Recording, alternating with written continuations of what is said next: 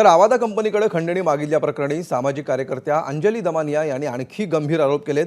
तत्कालीन मंत्री धनंजय मुंडे यांच्या मुंबईतील सातपुडा बंगल्यावरून देखील धमकीचे फोन गेले आहेत आणि म्हणूनच धनंजय मुंडेंना सहआरोपी करा अशी मागणी दमानिया यांनी पुन्हा एकदा केली आहे।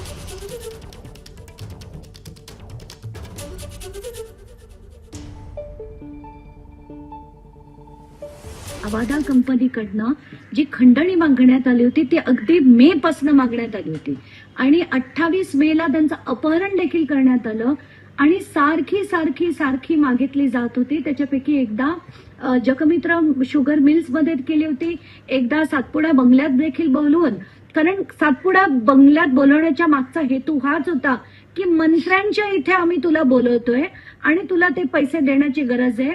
म्हणजे याच्या मागे धनंजय मुंडे होते की नाही आता स्पष्ट झाले आणि एकदा नाही 6 वेळा हे मागण्यात आलं, हे आता क्लिअर झालेलं आहे आता।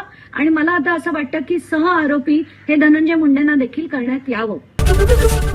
एबीपी माझा, उघडा डोळे बघा नीट।